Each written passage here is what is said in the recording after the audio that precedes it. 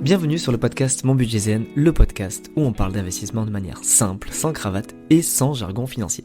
Je suis Thomas Creton, investisseur touche à tout depuis bientôt 10 ans et conseiller en investissement financier indépendant agréé par l'AMF. Dans ce podcast, seul ou avec mes invités, on va décrypter tout type d'investissement sans langue de bois pour te faire passer à l'action. Dans la description, tu trouveras tous les liens pour démarrer gratuitement ou pour découvrir mes programmes de formation ou de coaching. Et si tu veux aller plus loin sur du contenu inédit, tu peux aussi me retrouver dans mes mails privés du lundi matin ou sur Instagram.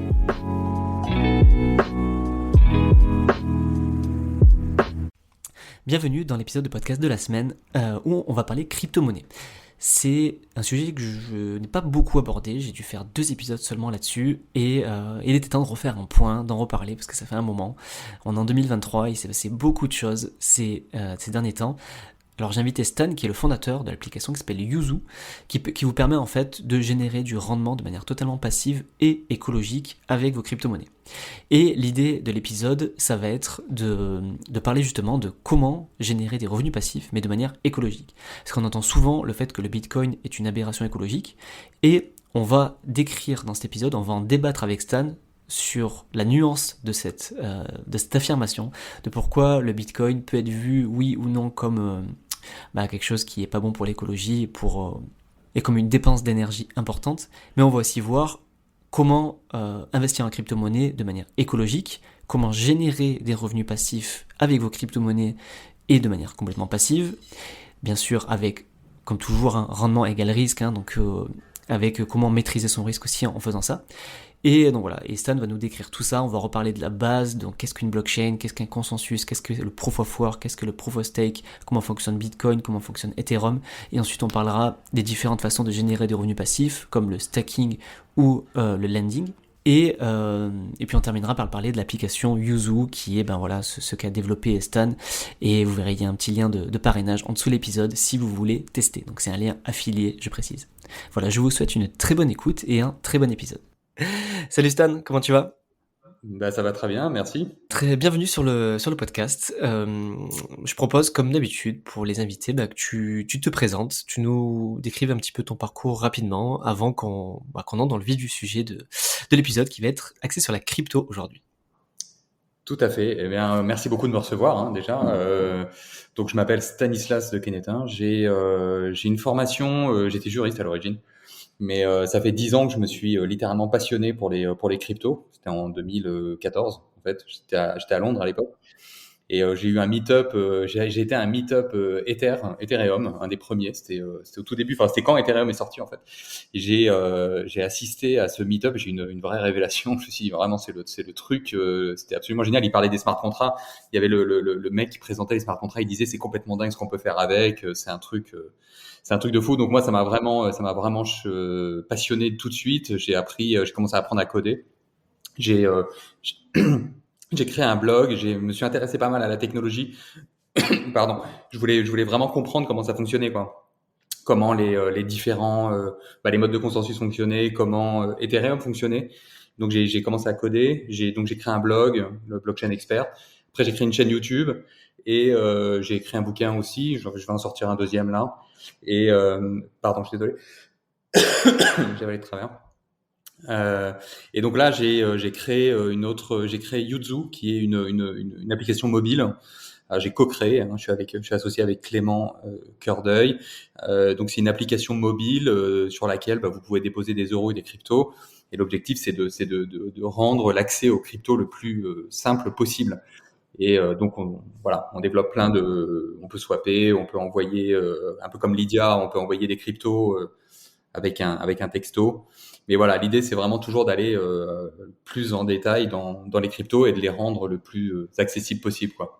Ok, ouais, donc toi, t'es vraiment rentré dans la crypto, j'ai envie de dire, avant tout le monde, enfin, pas avant tout le monde, mais avant les gros bull run, par exemple, de 2017. Enfin, moi, je sais perso, je suis rentré en 2017, et en 2014, ça restait quand même quelque chose, je vais pas dire, de geek, mais limite, vraiment pour les avertis, pour les pionniers, quoi. C'est ça, en 2014, j'imagine, il y avait vraiment pas grand monde encore sur le marché.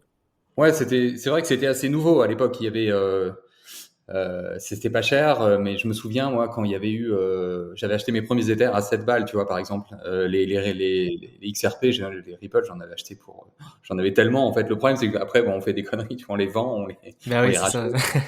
Tout le monde a fait ses erreurs, mais c'est très bien, on apprend de ses erreurs au final. Mais j'en ai gardé quand même. Effectivement, quand on avait, c'était le tout début, c'était le Far West. Donc il y avait le hack de la DAO, hein, donc sur Ethereum. Ils avaient lancé une DAO à l'origine et il y avait eu un hack Alors, absolument rappelle ce que incroyable. c'est une DAO. Alors DAO, c'est Decentralized Autonomous Organization. C'est un organe de gouvernance pour tous ces projets décentralisés. Ça, je vais pouvoir t'expliquer en gros, hein, si ça t'intéresse, un peu comment ça fonctionne. C'est pas hyper compliqué, mais c'est globalement, ça permet de gérer des projets de manière décentralisée. C'est des petites démocraties qui reposent sur une blockchain et donc on peut prendre des décisions, on peut voter grâce à ces organes et décider on peut prendre des décisions stratégiques pour un projet concrètement. Euh, ça va beaucoup se développer dans l'avenir, je pense. Hein. Il y a beaucoup de partis politiques et de fonds d'investissement notamment, hein, qui prendront ce type de forme. Si je peux ajouter une petite chose, juste, qui est super intéressante, il y a eu un exemple récemment qui s'appelle Constitution DAO, donc c'est une DAO qui s'est constituée pour aller racheter un exemplaire de la Constitution américaine, l'original, donc tu vois, dans une vente aux enchères. Hein, donc la DAO peut mandater quelqu'un pour aller acheter quelque chose. Bon, ils l'ont pas eu au dernier moment, mais ils avaient récolté énormément d'argent. Et du coup, maintenant, ils se développent très très vite. Mais il y en a plein. En fait, maintenant, il y en a énormément de DAO qui sont en train d'apparaître. Ok. Alors, je te propose, vu que je pense que mon audience n'est pas non plus ultra familière avec les cryptos, alors je pense que certains oui, mais je propose pour qu'on remette vraiment tout le monde au même niveau, et surtout parce que j'ai pas l'habitude de faire beaucoup d'épisodes sur les cryptos, je propose qu'on reparte des bases déjà et que tu expliques très simplement c'est quoi le principe de la blockchain. On va redéfinir certaines notions basiques pour après rentrer plus dans le détail et sûr qu'on perde personne. Donc est-ce que tu peux voilà, décrire c'est quoi la blockchain? Concrètement, la technologie Ouais. blockchain. Bah, en fait, ce qu'il faut, la blockchain toute seule, ça veut rien dire. En fait, ce qu'il faut bien comprendre, à mon avis, hein, je vais essayer d'expliquer. Vous savez, toutes les cryptos dont on entend parler, tous les Bitcoin, Ethereum, tous les projets. Ce qu'il faut juste essayer de comprendre, c'est que ce sont des associations. C'est une association. Faut les imaginer comme des associations de personnes, d'ordinateurs sur Internet, qui se rassemblent pour rendre un service. Vous voyez, c'est juste des associations. Le Bitcoin, c'est une association. C'est une association de personnes qui techniquement, en fait, elles ont téléchargé un programme informatique. Leur ordinateur a téléchargé un programme informatique qui explique à leur ordinateur comment parler aux autres membres de l'association. Donc c'est vraiment juste ça. C'est comment envoyer un Bitcoin à l'autre membre de l'association. Mais globalement, l'objectif du Bitcoin, le service que rend l'association Bitcoin, c'est de transférer de la valeur entre les membres de cette association. Sans considération de taille. En fait, ça coûte rien, on peut le faire instantanément et sans intermédiaire, et sur toute la planète. Donc, voilà, c'est une innovation de dingue, mais ce qu'il faut comprendre, c'est que ce sont juste des associations, et il y a des milliers et des milliers d'associations qui sont en train de se créer sur la planète, parce qu'il y a des services qui sont rendus sur Internet grâce à ces associations. Ethereum, ils louent leur blockchain. En fait, ce qui est intéressant de comprendre, c'est que la blockchain, c'est la base de données de ces associations. Voilà. C'est-à-dire que tous les échanges qui sont réalisés entre les membres de ces associations sont enregistrés dans une base de données qui s'appelle la blockchain. Et donc, il y a des membres de cette association qui lèvent la main et disent bah moi je veux bien m'occuper de récolter toutes les transactions qui sont réalisées entre vous, hein, entre membres de cet asso, et je les mets dans un bloc et je les ajoute à la blockchain. Toutes les 10 minutes, je fais ça. Mais c'est aussi simple que ça au final. C'est pas autre chose. Une crypto, c'est ça. Les cryptos, c'est un médium d'organisation sur Internet. Hyper efficace, hyper adapté au monde digital dans lequel on rentre. Et décentralisé et sécurisé. Exactement, mais c'est ce que permet la blockchain en fait. La blockchain permet justement ça, de ne pas dépendre d'une entité centralisée. Ça permet justement d'avoir cette organisation décentralisée avec des membres de cette organisation qui s'autogèrent en fait. Et la base de données, enfin une blockchain, c'est juste des blocs dans lesquels on met des transactions et on les ajoute les uns après les autres. Parce que ce qui est important, c'est qu'on sache bien que les transactions sont bien ajoutées dans l'ordre. Parce que sinon, s'il y a une transaction qui est ajoutée après une autre ou avant une autre, où on ne sait pas à quel moment elle est ajoutée, bah, il y en a qui vont les dépenser deux fois. Enfin, leur Bitcoin, si on ne sait pas à quel moment précis il a été dépensé, bah, il y en a qui vont les dépenser deux fois. Et c'est juste pour éviter ce qu'on appelle la double dépense. C'est pour ça que c'est révolutionnaire. Mais la blockchain permet ça. Et donc, elle se déploie un peu partout, en fait, parce que c'est hyper pratique. J'avais jamais entendu ce parallèle avec l'association et je trouve que c'est super parlant en fait. Enfin, je trouve qu'on le comprend encore mieux en fait en l'associant à une association justement. Enfin, on Et donc, c'est imagine la bien réalité. vraiment un groupe de personnes qui veulent rendre un service et ouais, ok. Et pour bénéficier de ce service, il faut juste adhérer à l'association. En fait, c'est juste ça. Et en adhérant à l'association, il faut acheter des tokens, j'imagine. C'est ça Non, il le. faut se connecter généralement. Il faut se connecter. Là, par exemple, pour le Bitcoin, il faut télécharger le wallet. Enfin, il faut télécharger le programme informatique. Tu vois, c'est programme informatique. Tu l'as généralement quand tu envoies de l'argent sur une bourse d'échange. Bah, eux, ils l'ont fait pour toi. Mais quand tu télécharges un wallet Bitcoin, le wallet, il contient généralement soit le code source, soit un lien, enfin, soit une connexion à ce code source pour que ton ordinateur sache comment adhérer à l'association et envoyer des Bitcoins aux autres membres de l'asso. Mais c'est Ok. hyper. Mais ça veut dire que tu peux avoir ce que tu appelles le wallet, c'est la fameuse clé de 26 codes hexanumériques là. Ton wallet, Enfin, c'est ce qui 26. permet de les stocker. C'est ce qui permet Ouais, c'est de ça. stocker Mais tes coins. tu peux avoir zéro bitcoin, mais juste avoir une clé, quoi. Enfin, tu peux avoir aucun argent dessus, mais tu peux juste avoir un wallet et qui te permet, en fait, de participer à l'association, quoi. Alors, tout à fait. En fait, tu as deux clés. Juste pour clarifier, tu as la clé publique et la clé privée. Comme son nom l'indique, tu vois, en fait, si tu voulais comparer ça au paiement par carte bancaire, la clé publique, c'est ton numéro que tu as sur la carte, que tout le monde peut voir, que tu peux envoyer, tu vois, pour qu'on t'envoie de l'argent. Et ta clé privée, c'est ton code privé, tu vois, c'est ton mot de passe. C'est le truc surtout, t'as pas envie que les gens sachent. Quand tu crées un wallet, en fait, tu émets les deux. Tu as les deux. Tu envoies ta clé publique aux gens. Tu leur dis tiens, voilà, je vous envoie ma clé publique. Ça, c'est mon adresse sur laquelle vous pouvez m'envoyer des bitcoins. Tu vois, aux autres membres de l'asso, tu lui dis tiens, ça c'est mon adresse. Tu peux m'envoyer tes clés publiques là-dessus, tes bitcoins là-dessus. Et ta clé privée, c'est ce qui va te permettre de les dépenser, ce qui va te permettre de les valider. Stocké, plutôt. Non? Alors pas vraiment, non, parce qu'en fait on a besoin de ta clé privée pour toi, tu auras besoin de ta clé privée pour les dépenser après, en fait, Ok. pour les renvoyer. D'accord. Ok. Je te propose maintenant de décrire, alors, parce que une fois qu'on a compris le principe de la blockchain, et pour valider les transactions, tu as deux façons de faire. Tu as deux consensus. Je te dis et tu me dis si je me trompe. Tu as deux consensus qui sont le proof of work et le proof of stake. Et j'aimerais bien que tu puisses décrire quels sont ces deux consensus ou ces deux façons de valider les transactions. Ouais, alors, comme je te disais tout à l'heure, tu as des membres de l'asso qui lèvent la main et qui disent moi je veux bien m'occuper de ça. Les mecs sont payés pour ça, hein. Ils sont payés en bitcoin, hein. Je vais continuer à garder l'exemple du bitcoin parce que c'est le plus simple C'est et le à plus la connu fois aussi. le plus parlant, quoi. Et donc, on a des mineurs, on appelle ça des mineurs, ceux qui lèvent la main, ils disent voilà, moi je veux bien prendre les transactions, je les mets dans des blocs, donc ils les valident, ils checkent que toi, tu as bien le droit de transférer des bitcoins entre Alice et Bob, tu vois. Et si tu as bien le droit, ils la prennent, ils la mettent dans le bloc et ils ajoutent le bloc à la blockchain. Dès qu'ils ajoutent un bloc à la blockchain, toutes les 10 minutes, ils gagnent actuellement 6,25 bitcoins. Donc c'est beaucoup d'argent, tu vois. Le mec, dès qu'il a, pour juste avoir listé les transactions et les mettre dans un bloc, il a gagné 6 fois 23 000, tu vois. Donc au prix actuel, donc c'est pas mal. Donc ce que ça veut dire, c'est que toutes ces personnes qui ont levé la main sont en concurrence les uns avec les autres, parce que c'est un business, c'est une industrie pour eux. Il y a quand même de l'argent à la clé, tu vois, et ils investissent de l'argent eux pour miner. Mais en fait, le mécanisme de consensus, ce qu'il faut capter, c'est que ça sert à les départager, si tu veux. Ça sert à savoir lequel va avoir le droit d'ajouter le bloc à la blockchain et gagner l'argent. Donc, c'est juste un mécanisme de consensus, comme son nom l'indique, c'est pour trouver un consensus entre les mineurs pour savoir lequel va pouvoir ajouter les blocs à la blockchain et gagner la récompense. Alors, il y a plusieurs méthodes pour départager les mineurs. Il y a effectivement le proof of work et le proof of stake. Il y en a des dizaines d'autres maintenant qui sont apparus parce que c'est une technologie qui va extrêmement rapidement et tu sais, tout est open source. Tout est open source et dans cet écosystème. Et donc, t'as tous les cerveaux de la planète qui bossent dessus H24. Donc, c'est une technologie qui est exponentielle. En fait, on se rend pas compte, mais ça va à une telle vitesse que et donc il y a des innovations en permanence tous les jours.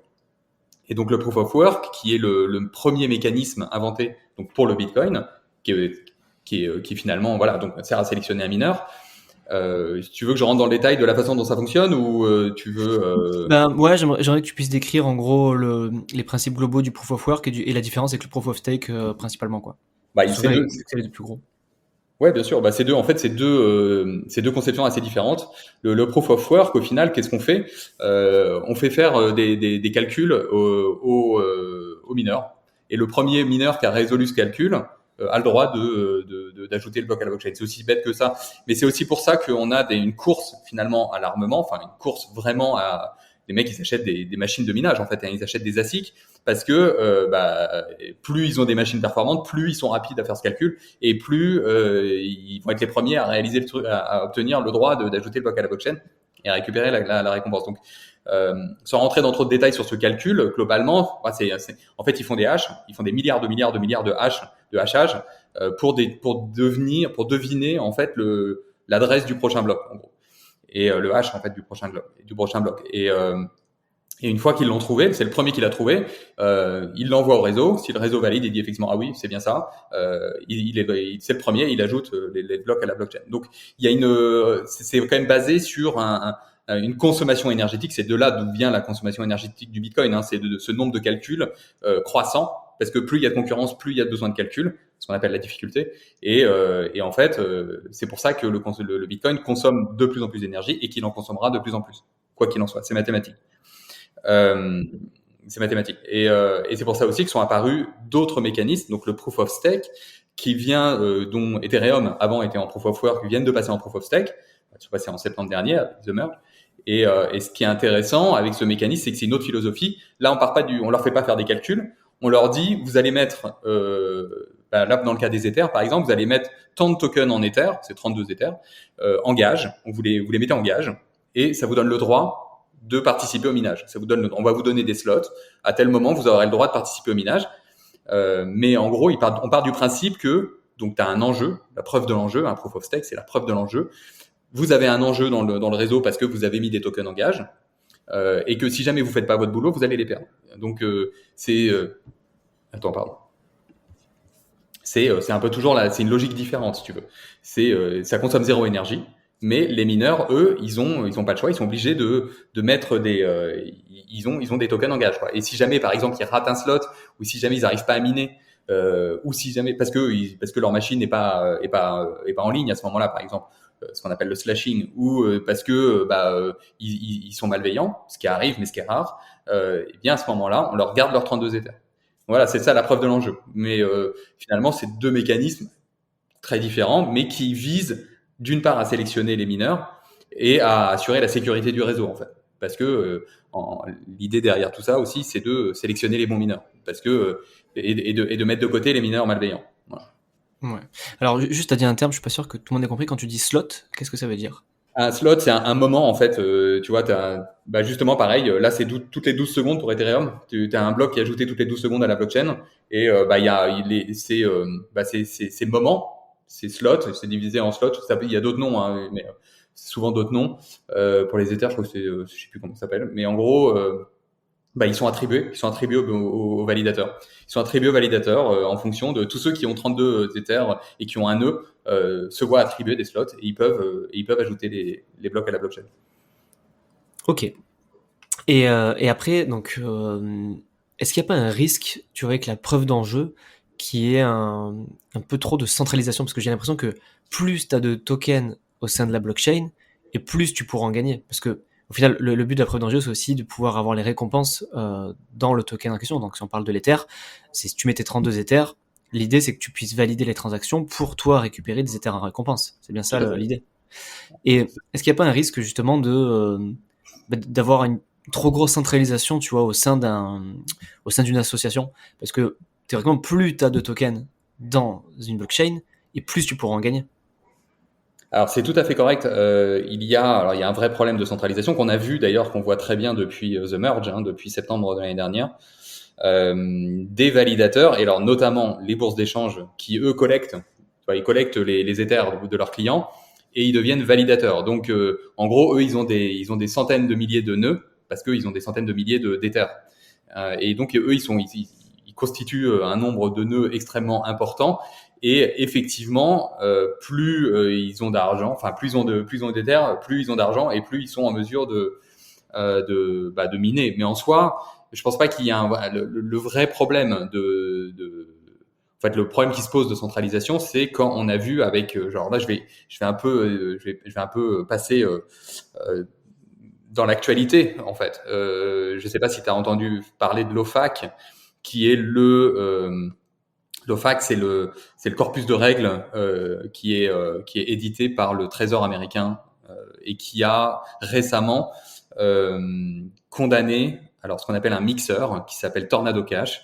Et un mixeur, c'est quoi? C'est un protocole de la finance décentralisée qui permet. Alors ça fait beaucoup. C'est une application exactement comme Ethereum, sauf que l'objectif de cette association, là encore, c'est de brouiller les pistes. Tu vois, t'envoies une transaction, tu utilises ton adresse publique qui permet de te tracer. T'envoies un token ou t'envoies un gros nombre de tokens à travers ce mixeur et il te les renvoie sur une autre adresse. Et donc, ça permet de brouiller les pistes. Tous les hackers qu'on a vus récemment font passer des montants importants à travers ces mixeurs. Et donc, on a le Trésor américain qui a dit stop. Et ils ont targeté Tornado Cash, qui était le plus connu. Et ils ont dit ça suffit, c'est terminé. Alors comment on peut faire ça? Parce qu'on se dit c'est décentralisé, personne peut s'attaquer finalement à des réseaux aussi gros en plus qu'Ethereum. Et bien en fait, les validateurs qui étaient basés aux États-Unis, qui sont basés aux États-Unis, hein, comme Kraken, Coinbase, Binance US, et bien eux, ils sont soumis à la réglementation du Trésor américain. En tout cas, ils ont dit, OK, même s'ils ont fait semblant de résister, ils ont dit, en fait, on sait très bien que eux, ils sont compliant avec, c'est-à-dire qu'ils sont, concrètement, ce que ça veut dire, c'est qu'ils vont refuser d'ajouter des transactions qui seront passées par ces mixeurs. Et donc là, on a un vrai problème de centralisation, effectivement, et de censure, en fait, du réseau. Je sais pas si je suis assez clair, mais en fait, ça a été un vrai problème, et c'est toujours un vrai problème. Depuis The Merge, même s'il y a des solutions qui sont en train d'apparaître, des solutions réelles imaginées par Vitalik Buterin, le fondateur d'Ethereum. En tout cas, c'est des questions qui se sont vraiment posées. On s'est aperçu qu'il y a énormément d'acteurs, soi-disant décentralisés, qui se sont alignés sur la régulation américaine. Et donc, on s'est aperçu que tous ces écosystèmes décentralisés, qu'on croyait inatteignables, sont en fait tout à fait légiférables. Et c'est ce qui va se passer. D'accord, ok. Je te propose qu'on essaye de revenir sur le topic que je voulais vraiment aborder à la base, qui était l'écologie et la crypto. Parce que tu en as parlé tout à l'heure, qu'on a décrit. Alors c'est pour ça que j'ai commencé par te demander de décrire le proof of work et le proof of stake, pour qu'on ait bien en tête ces deux consensus qui sont les principaux. Et est-ce que tu as décrit tout à l'heure avec le proof of work que un des problèmes, c'est que ça dépense de l'énergie. Et j'aimerais que tu nous dises aujourd'hui comment on peut allier des convictions écologiques avec l'investissement en crypto-monnaie. Parce que c'est des choses que moi j'entends régulièrement auprès de mes clients ou même de mon audience qui me disent moi je veux investir en crypto, mais voilà, je veux que ça reste écologique. Et d'ailleurs, c'est une auditrice qui m'a parlé de vous à la base avant que l'un de vous me contactiez. Et voilà, quand j'ai vu le concept, je me suis dit que ça pouvait être intéressant d'en discuter sur le podcast. Donc j'aimerais bien que tu nous dises un petit peu, toi Stan, comment faire aujourd'hui pour allier investissement en crypto et écologie. Alors, effectivement, c'est en fait, c'est une vraie question. C'est une question complexe à répondre. Il y a plusieurs éléments à prendre en considération. Le premier, à mon avis, c'est que l'immense majorité des blockchains ne polluent pas du tout. Donc, il y a le Bitcoin, effectivement, et les quelques autres copies du Bitcoin, on va dire des forks, qui polluent aussi parce qu'ils fonctionnent sur le proof of work. Mais actuellement et dans l'avenir, l'immense majorité des blockchains ne polluent pas du tout. Par exemple, si on prend les principales concurrents d'Ethereum, que ce soit Solana, Phantom, Avalanche, même toutes les autres blockchains qui sont apparues depuis Ethereum sont toutes en proof of stake. Donc, et comme on a dit, le proof of stake ne pollue pas du tout. Donc, c'est un problème, j'ai envie de dire, qui est propre au Bitcoin en fait. Et même dans le cas du Bitcoin, il faut nuancer ce point-là. En fait, c'est un point qui doit être nuancé parce que d'une part, alors effectivement, ça consomme énormément d'énergie, mais aussi, là, il y a des rapports qui sont assez précis là-dessus. Le Bitcoin permet aussi de sauver beaucoup d'énergie. Alors déjà, apparemment, les énergies utilisées pour miner du Bitcoin serait à 65% renouvelable. Vous allez me dire, ça résout pas le problème puisque c'est de l'énergie qui est quand même gâchée pour ça, quoi, au final. Il y a aussi des aspects qui sont en fait, il y a énormément d'énergie qui sont perdues parce que ce sont des sites qui sont très reculés. Notamment par exemple en Afrique ou en Chine ou des sites par exemple des centrales hydroélectriques ou des barrages ou des sites d'extraction de gaz qui en fait le gaz est brûlé hein, s'il est pas utilisé et il est utilisé en fait c'est tout simple d'aller apporter des racks de minage, c'est des tout petites machines et on peut aller miner du Bitcoin en utilisant ces énergies qui seraient brûlées autrement hein, et ce serait même mauvais pour brûler du gaz, c'est quand même vachement plus mauvais que de l'utiliser pour miner des cryptos, quoi. Pour miner du Bitcoin. Et apparemment, c'est quand même, on mine du Bitcoin en utilisant des énergies qui seraient détruites autrement.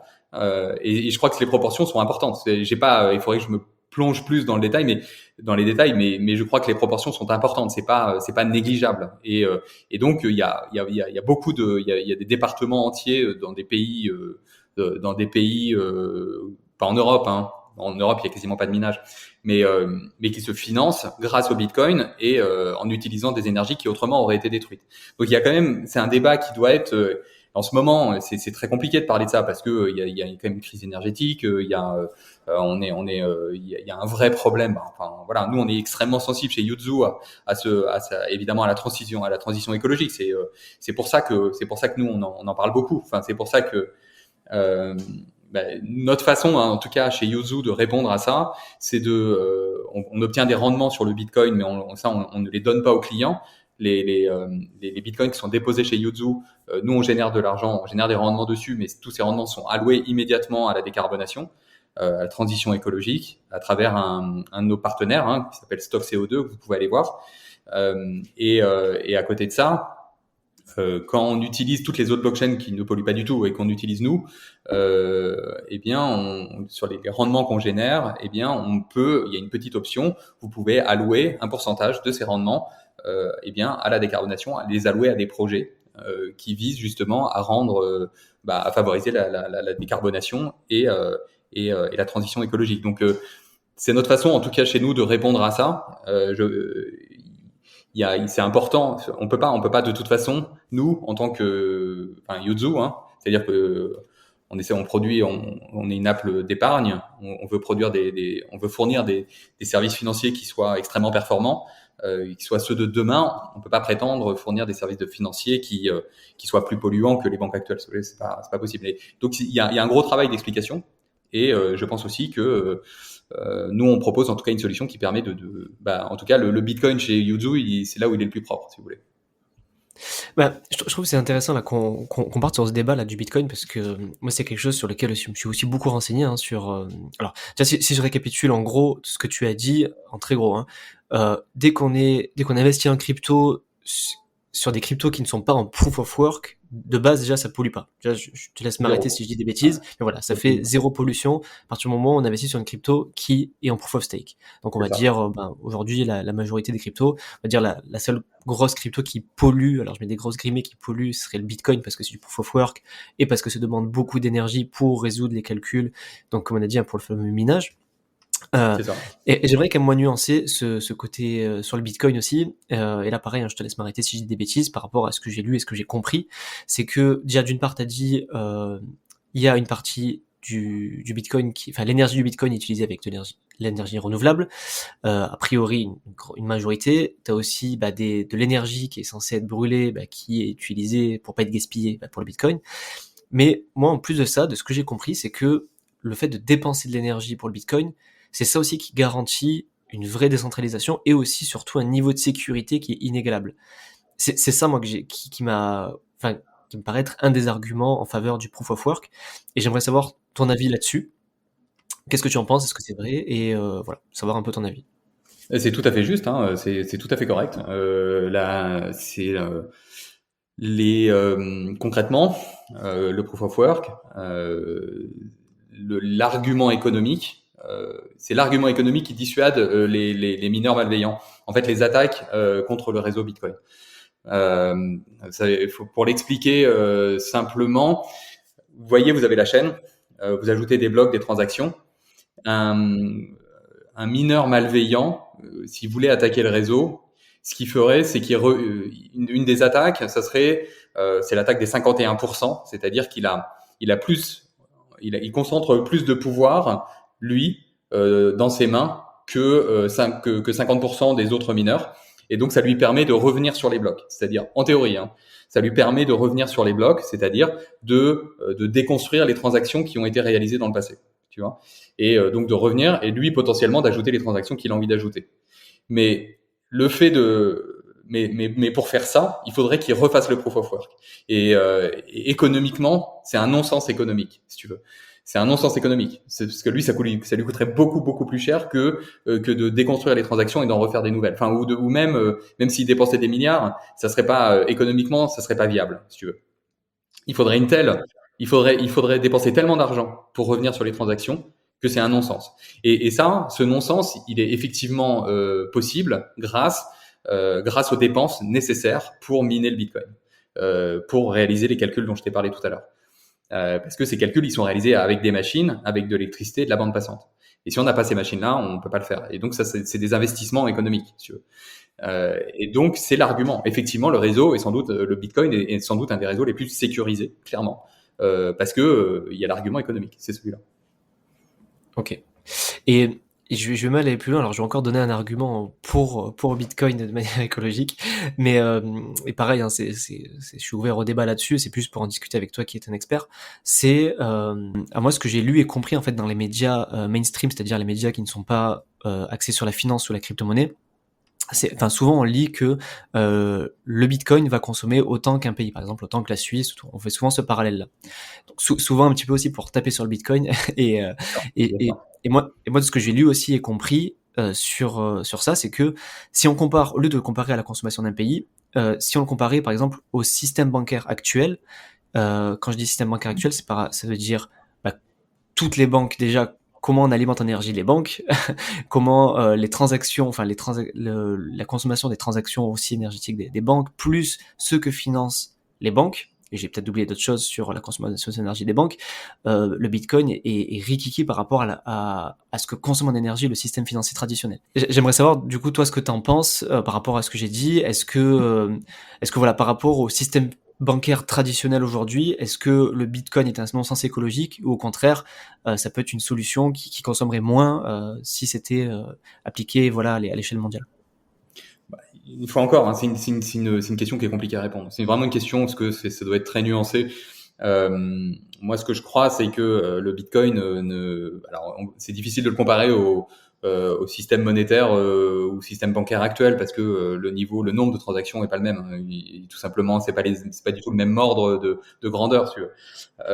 Si on les comparait, après, on peut aussi comparer avec le minage le minage de la pollution générée par le minage de l'or ou des autres métaux précieux. Enfin, tu vois, on peut tout à fait faire ça. Moi, enfin, c'est pas forcément un débat dans lequel j'ai envie d'entrer. Je pense que ça doit être nuancé et que voilà, le Bitcoin, il est à l'origine d'une évolution technologique majeure, clairement. Je pense que ça va vraiment fondamentalement révolutionner. Ça va vraiment révolutionner beaucoup de choses. Enfin, c'est au moins aussi important qu'Internet, la révolution qui est en train d'apparaître, je pense. On a démocratisé l'information grâce à Internet. Là, on va démocratiser les échanges sur Internet et de manière sécurisée. Et alors effectivement, le Bitcoin sera sans doute l'or de demain, si tu veux. Je pense que d'ailleurs la SEC et la CFTC, qui sont les deux gendarmes américains de la bourse, ont clairement dit que c'était une matière première. C'était pas la SEC est en train de dire que tous les autres sont des titres financiers. Là, ils sont en train de dire le Bitcoin, non, c'est bon. En fait, c'est une matière première. Donc, ouais, donc a priori, ça risque de rester l'or de demain. Et même si ça pollue énormément, je pense qu'on va trouver des moyens de faire évoluer ça. Je pense pas que le Bitcoin va être capable en lui-même, c'est tellement décentralisé qu'ils vont pas être capables de passer au proof of stake. Le Bitcoin serait incapable de faire ce que Ethereum a fait. Parce que Ethereum est quand même relativement centralisé autour de l'Ethereum Foundation et de son fondateur Vitalik Buterin. qui peuvent impulser clairement des changements de cette envergure, quoi. Parce que, enfin, The Merge, ça a été un truc absolument dément. C'est quand même Ethereum. Je sais pas, il y a au moins 300 000, il y a au moins 300 milliards de valeur dessus. Ils sont capables. C'était de la haute voltige, si tu veux. Enfin, on n'a jamais vu ça de toute l'histoire. On n'a jamais vu un tel changement. Ils ont changé le paradigme de leur écosystème avec des sommes considérables construites dessus, si tu veux, et des enjeux majeurs. Donc le Bitcoin, ils sont pas. On a vu qu'avec Segwit, qui visait juste à augmenter un peu la taille des blocs pour mettre un peu plus de transactions, c'était déjà tout un truc, quoi. Ils ont été incapables de se mettre d'accord. Donc je vois pas comment ils seraient capables de passer au proof of stake. Il faut pas rêver, hein. Mais maintenant, voilà, le Bitcoin, ça reste. J'avoue qu'on aura peut-être aussi. Là, en fait, ça évolue. C'est avec les ASIC, on a des ASIC qui sont des machines de minage qui permettent de miner de manière plus efficace et d'économiser de l'énergie. Je pense il y a des nouvelles machines qui vont apparaître et qui rendront le minage moins cher, en tout cas, et moins polluant. Ça serait l'objectif. Ok. Je te propose de clore le débat sur sur le Bitcoin. C'est un débat compliqué, c'est un débat très compliqué. Ouais, non, mais j'imagine que c'est un débat. Enfin, et puis j'imagine qu'il y a 10 000 experts qui doivent en discuter aussi tous les jours sur le sujet. J'aimerais maintenant que tu nous parles un petit peu des solutions, tu sais, de revenus passifs sur avec les crypto-monnaies, un petit peu ce que vous faites sur Yuzu. T'expliques un petit peu les différentes façons d'obtenir des revenus que t'expliques un petit peu les différentes façons d'obtenir des revenus passifs. Donc je pense notamment au stacking, lending et DeFi. Alors, que tu décrives un petit peu ces trois choses. Que tu nous expliques un petit peu comment ça se passe et ouais. Ouais, aucun problème. D'abord, il y a deux façons, deux grosses méthodes en fait, deux méthodes principales. Je vais vous expliquer. Ça aurait été bien que je puisse partager un document pour vous montrer facilement, mais bon, je vais essayer de vous expliquer le plus simple. Malheureusement, c'est un podcast. Voilà, exactement. Donc désolé. C'est les limites de l'audio, malheureusement. Ouais. Malheureusement, c'est vrai qu'avec des schémas, c'est plus facile souvent d'expliquer. Alors, je vais expliquer. Il y a d'un côté le staking et de l'autre, effectivement, ce qu'on appelle le liquidity mining. Je vais vous parler donc du staking. Le staking, c'est exactement ce qu'on vient d'expliquer avec Ethereum. Donc, ça vient du proof of stake, staking. En gros, vous détenez des Ethers, par exemple, ou des Sol, ou n'importe quel autre token qui utilise le proof of stake. Vous détenez ces tokens et l'objectif, c'est de participer au minage. Donc, ce que vous allez faire quand vous voulez pas devenir validateur, c'est-à-dire constituer un nœud et participer vous-même au minage, c'est-à-dire avoir les machines et faire le truc, quoi. Ce qui est compliqué, avoir un nœud et un ordinateur qui est capable de participer au minage. Ça prend du temps technologiquement. Enfin, faut être expert. Vous pouvez déléguer votre droit de minage à des validateurs, et c'est ce que vous faites c'est ce que vous faites avec vos Ethers quand vous les stakez dans le protocole, dans Ethereum.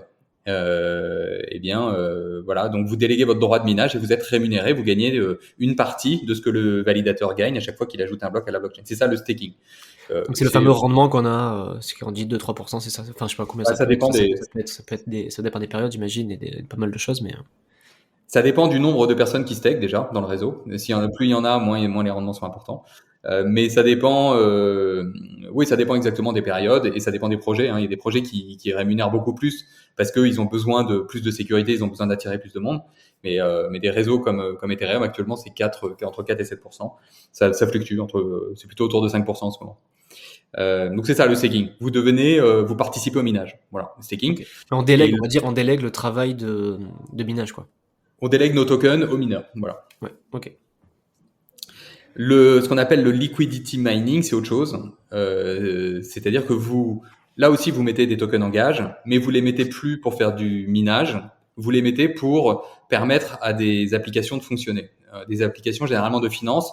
Alors, dans la finance décentralisée, en deux mots, ce que c'est que la finance décentralisée, ce sont des applications de finance traditionnelles. Alors, pas traditionnelles, ce sont des applications qui rendent des services de finance. Comme des échanges, vous pouvez swapper. Alors, swapper, ça veut dire échanger. Si vous avez des Ethers contre des Bitcoins, vous pouvez les échanger. Les bourses comme Binance, Kraken, Coinbase le font. Mais là, vous avez des applications, donc des associations. On reprend l'exemple de l'association. L'objectif de l'association, c'est d'échanger vos Bitcoins contre des Ethers, si vous voulez. Et c'est décentralisé. C'est-à-dire qu'eux, ils sont construits par exemple, sur Ethereum. Ethereum, l'association Ethereum, son objectif, c'est de louer sa blockchain. Vous voyez, ils ont une blockchain. Alors, c'est un peu compliqué, je vais pas rentrer dans les détails, mais ils louent leur blockchain et ils louent aussi leur machine virtuelle. C'est-à-dire que c'est une blockchain avancée, beaucoup plus avancée que Bitcoin, parce qu'elle permet de déployer des programmes informatiques dessus et de les lire. Et donc là, je veux pas vous perdre non plus trop. Tu me dis à quel niveau je dois m'arrêter d'ailleurs. Mais Non, vas-y. je veux pas être, mais sans être condescendant. Hein. Mais le truc, c'est que voilà, donc tu as des programmes informatiques qui sont ces associations qui sont des programmes informatiques.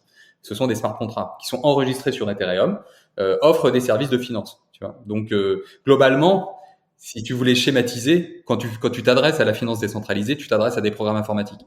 Il y a plus d'intermédiaires. Tu parles à si tu parles à des programmes informatiques. Tu vois. Est-ce que ça veut dire que tu amènes de la liquidité à un programme? Tout à fait. Tu mets des tokens, toi, tu vois, dans l'exemple que j'ai pris de l'association qui a pour objectif, pour service d'échanger des tokens, des bitcoins contre des ethers, bah, eux, ils ont besoin de bitcoins et d'ethers pour fournir ce service d'échange. Et bah, toi, tu vas aller immobiliser tes ethers dans ce programme informatique. Et à chaque fois qu'il y a un échange qui va être fait, en utilisant notamment tes tokens, les personnes qui vont utiliser ce service vont payer. Ils payent un fees généralement, et une partie de ce fees va être envoyée. Tu vas récupérer une partie de ce fees, tu vois. Mais du coup, tu as un risque aussi qu'on prend pas l'argent. Enfin, s'il y a un problème de liquidité ou si voilà, il y a, je sais pas, il y a une panique sur les marchés, tu c'est pas peux. tellement, pour être franc, pour le moment, c'est pas tellement ça le risque. Le risque, c'est plutôt le hack de la faille dans le programme informatique qui est exploité. Si tu veux. C'est surtout ça le gros risque. Mais j'ai l'impression que c'est quand même plus risqué que le stacking. C'est plus risqué que le stacking, tout à fait. Ok. Et ok, donc ça, c'est les deux plus grosses façons de faire du revenu passif. Et c'est ce que vous utilisez sur Yuzu, j'imagine. Vous utilisez ces deux façons de faire, hein, c'est ça? C'est notre métier. Alors nous, voilà, exactement. Nous, on gère le risque, on gère ce risque-là. Déjà, enfin, je peux expliquer en 2 mots comment on fait d'ailleurs. Enfin, si ça, Ouais, bah vas-y, hein, profite, c'est le moment. Allez. Non, mais c'est pour essayer d'expliquer parce que justement, nous, ce risque de hack, comment on gère? Parce que nous, on est déployé sur on connaît bien la finance décentralisée et le staking, ça, c'est ce qu'on maîtrise. Et comment on déploie? Eh bien, on déploie on a un algorithme. En fait, on a noté toutes ces associations. On les a notées en fonction de leur longévité, de tous les audits donc qu'ils ont fait.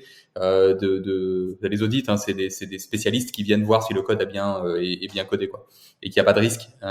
Et donc, souvent, il y a beaucoup d'audits, et nous, plus il y en a, plus c'est sécurisé, c'est normal. Et plus le code est là depuis longtemps, pour nous, plus il est sécurisé, parce que c'est comme ça. Un code qui est là depuis 2 ans, c'est que il est solide, quoi. Parce que sinon, il aurait été hacké, quoi. Tout est open source, hein, tous les codes sont disponibles. C'est ce que je disais tout à l'heure.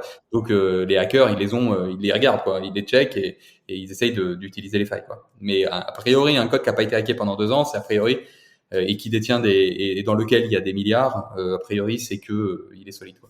Donc nous, on les note et on fait une allocation, c'est-à-dire que on diversifie au maximum nos actifs dans le plus de pools possible. Alors on ajoute la diversification, c'est quelque chose de très important pour tes auditeurs, c'est important, surtout quand vous investissez dans les cryptos. Si vous le faites vous-même, si vous voulez pas nous le déléguer, par exemple, vous pouvez nous le déléguer. Mais si vous voulez faire vous-même, n'hésitez pas à diversifier. C'est ça qui est important. Il faut surtout diversifier. J'ai envie de dire comme de manière générale en finance, hein, sur même Tout à fait. sur le patrimoine de manière générale, c'est une règle de base qui est C'est une règle de base et qui est particulièrement vraie dans les cryptos, je pense. Donc voilà, nous on diversifie et surtout on a d'un côté donc les fonds des clients qu'on on place et de manière diversifiée, et de l'autre côté on a une muraille de Chine, de l'autre côté on a nos fonds, les fonds de la société, les fonds qu'on a levés, et sur chaque allocation des fonds des clients, on ne dépasse pas un certain pourcentage pour pouvoir avoir de notre côté de quoi backer en cas de hack. Donc c'est comme ça qu'on fonctionne et c'est comme ça qu'on sécurise les actifs des clients. Vu qu'on parle un petit peu d'Yuzu, est-ce que tu peux nous dire par exemple vous comment, alors parce que j'ai testé l'appli, hein, je me suis permis de tester avec une petite somme aussi pour voir comment ça fonctionnait. C'est vrai que j'ai été assez séduit, je trouve que c'est bien fait, c'est ludique et tout.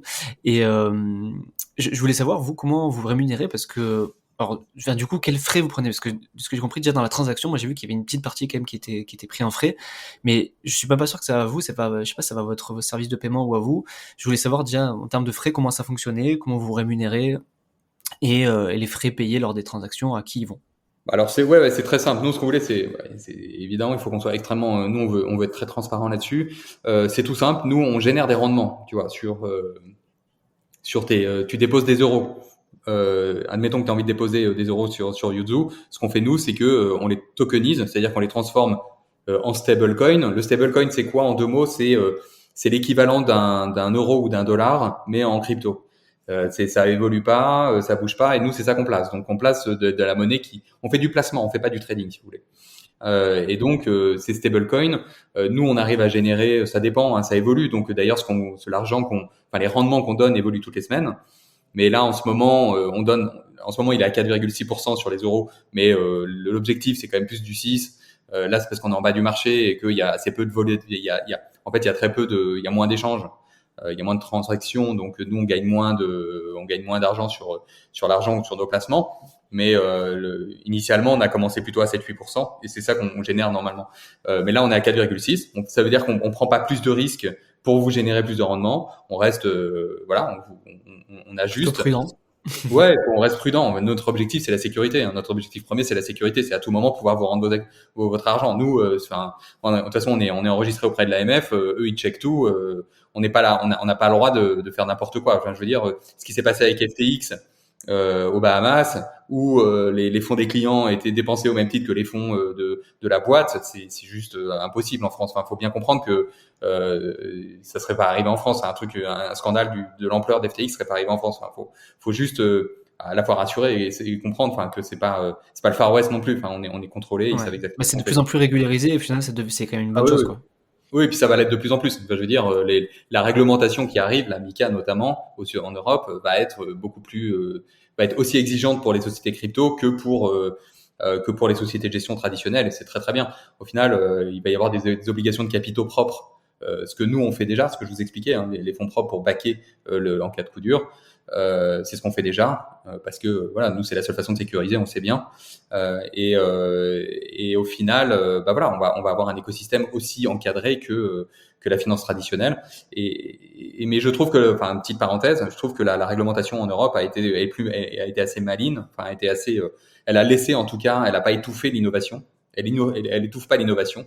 Pour le moment en tout cas, on verra avec Mika, mais pour le moment, elle a vraiment laissé cet écosystème. Et en France, on a un écosystème qui est quand même bien déployé. Je trouve, on a on a vraiment beaucoup de boîtes dans tous les secteurs qui sont vraiment, moi je trouve, hein, vraiment super bien en avance, quoi. Et on a la réglementation PSAN, donc prestataire sur actifs numériques, a été, je trouve, une bonne chose, clairement. Parce qu'à la fois, elle sécurise en disant, voilà, il y a un cadre réglementaire, et en plus, sans étouffer l'innovation. Et donc, juste pour revenir au pourcentage que nous, on donne aux clients sur les frais, donc si nous, par exemple, si on génère du 6%, ce qui est le cas actuellement, eh ben, nous, on prend 2% et on vous donne 4. Voilà. On prend 2% sur ce qu'on génère. Donc, on vous paye sur ce qu'on gagne, sur ce qu'on vous fait gagner. Voilà. Ok. Et après, c'est liquide, je veux dire, on retire quand on veut, il n'y a pas de minimum de détention, tout ça. Ouais, il n'y a pas de minimum de dépenses, pas de minimum de dépôt, pas de minimum de retrait, pas de vous déposez, vous retirez quand vous voulez.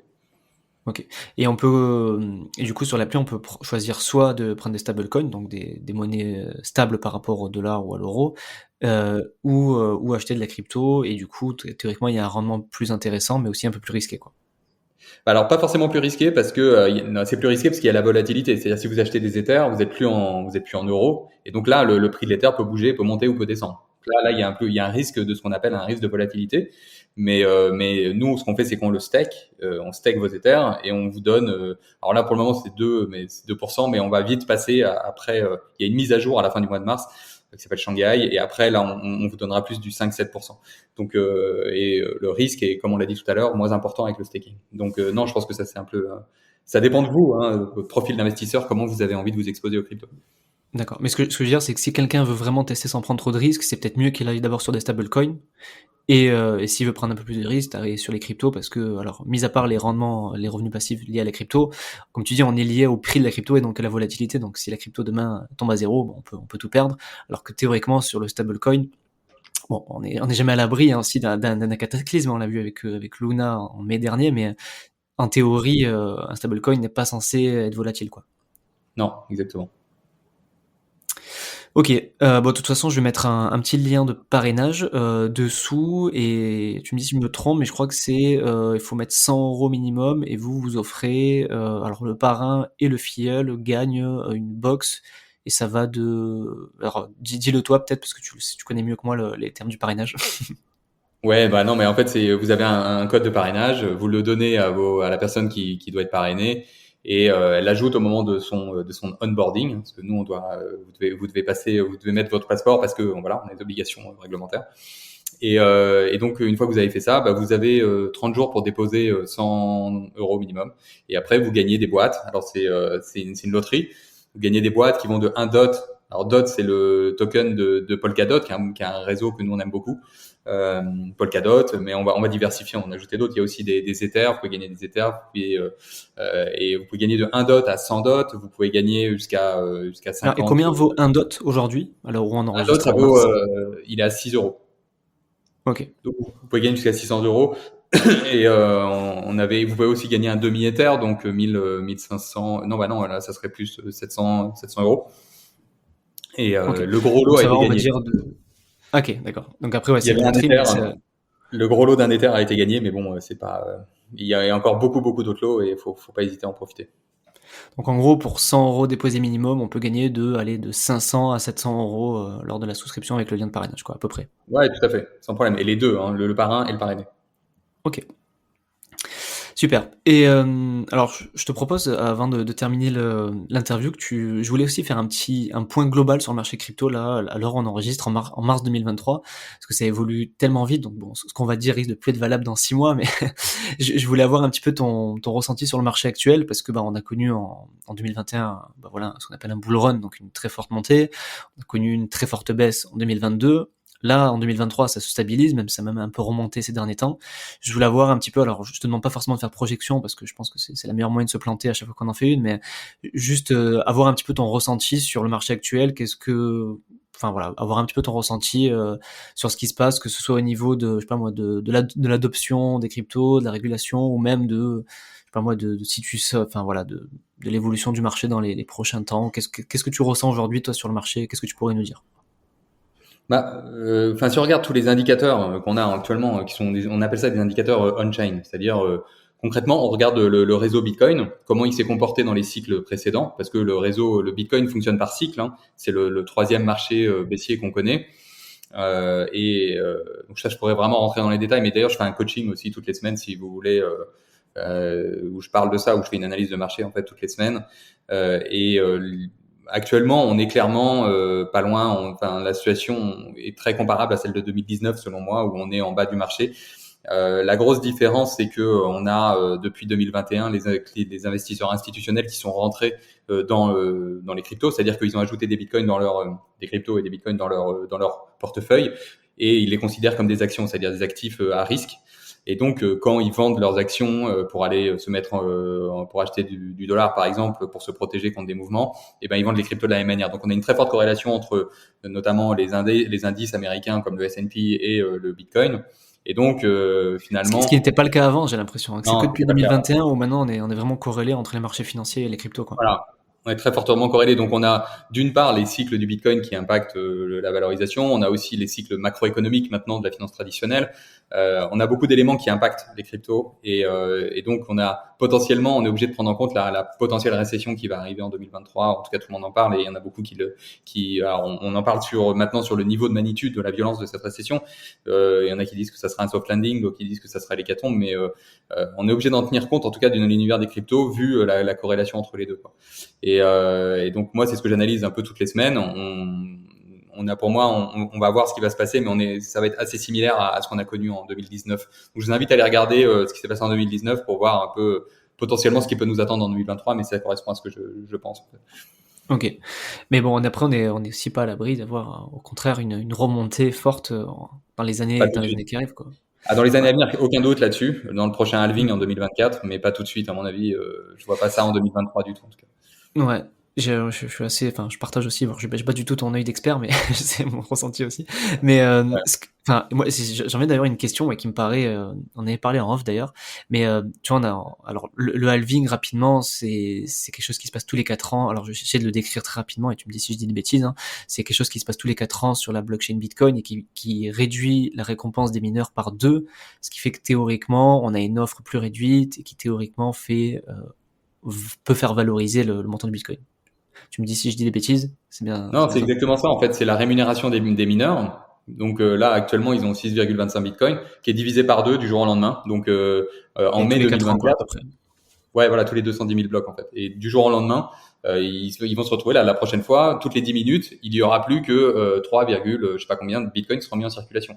Donc c'est divisé par 2 et ça génère historiquement un énorme effet de rareté.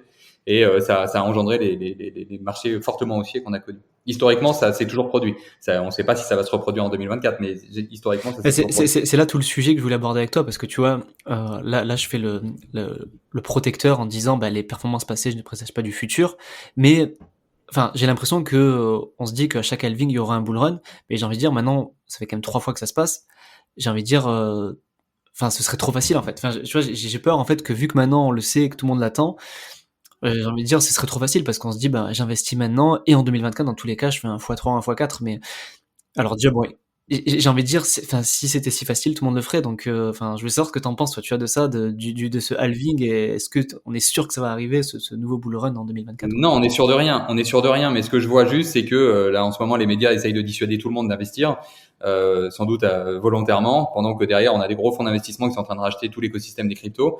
Et c'est toujours la même chose. Moi, je me souviens en 2017, c'était exactement le même balai, quoi. Enfin, en 2018, en bas du marché, c'était exactement la même chose. Tout le monde disait le Bitcoin est mort, tout est fini. Et en fait, les smart money, ce qu'on appelle les fonds d'investissement, achetaient massivement. Et c'est ce qu'ils sont en train de faire en ce moment. Donc, j'imagine que si ces gens-là sont en train d'accumuler, c'est pas sans raison. C'est pas pour ne pas revendre quand ça va remonter. En tout cas, c'est eux qui font monter les prix. Donc, j'imagine que s'ils accumulent en ce moment, c'est pour les faire remonter plus tard et qu'ils ont bien ça en tête. C'est ma conviction, hein, mais attends, je préciserai qu'on n'a pas j'ai pas de boule de cristal. Ce n'est pas un conseil en investissement du tout. Voilà. On ne vous dit pas du tout d'acheter du Bitcoin ou des crypto-monnaies maintenant. C'est juste un partage, un échange sur un ressenti du marché actuel, mais il n'y a aucun conseil sur l'achat de crypto-monnaies, quelle qu'elle soit. Exactement. On ne sait pas du tout, on sait pas ce qui va se passer. On n'en sait rien ce qui va se passer, et tant ça va aller à 0 demain, et voilà. C'est aussi une probabilité. Ok Stan, bah écoute, merci beaucoup pour ce super échange. Donc, est-ce que tu peux nous dire où c'est qu'on peut te retrouver, que tu nous reparles vite fait de Yuzu, enfin où c'est qu'on peut retrouver Yuzu et toi te retrouver si on veut te suivre. Eh bien oui, bien sûr, vous pouvez nous retrouver sur yuzu.green. Alors comment ça s'écrit Yuzu? YUZU. Ouais, ok. YUZU.green, alors GREEN. Et si vous voulez me retrouver, moi je fais des vidéos quasiment tous les jours sur YouTube. Je suis aussi sur d'autres médias, mais sur YouTube, ma chaîne s'appelle Blockchain Expert, alors Bex, très sobrement. C'est un titre, c'est un nom que j'ai choisi il y a longtemps, mais j'ai jamais changé. Mais donc voilà, Blockchain Expert, Bex, et donc je fais pas mal de vidéos. J'ai aussi un coaching si vous voulez toutes les semaines. Et généralement sous les vidéos, il y a les liens, vous pouvez retrouver tout ça sans problème. Ok, super. Bon, dans tous les cas, comme j'ai dit, il y aura un lien de parrainage qui sera mon lien, donc ce sera un lien affilié. Et voilà, vous aurez, si vous voulez tester Yuzu on peut investir à partir de. Alors, on peut investir à partir de 1 euro, je crois, même si on veut tester. Ouais. Mais si on veut profiter de la prime de parrainage, c'est minimum 100 euros. C'est bien ça? Voilà, exactement. Ok. Écoute, merci beaucoup, Stan. Merci à toi. Pour toutes ces informations et ces éclaircissements sur ce monde vaste mais passionnant des crypto-monnaies. Et puis je te dis à très bientôt. Bah, ça marche, à très très bientôt. Salut. Merci à toi d'avoir écouté cet épisode jusqu'au bout. Si tu as bien aimé, je t'invite à faire 2 petites choses. La première, c'est de t'abonner à ce podcast pour être sûr de ne pas rater les prochains épisodes. Et ensuite, de mettre un petit commentaire 5 étoiles sur Apple Podcast ou Spotify. Ça m'aide énormément pour rendre le podcast plus visible et pour inviter donc des invités de plus en plus prestigieux. N'oublie pas aussi d'aller regarder dans la description tous les liens que je propose, que ce soit pour mes programmes ou pour le contenu gratuit.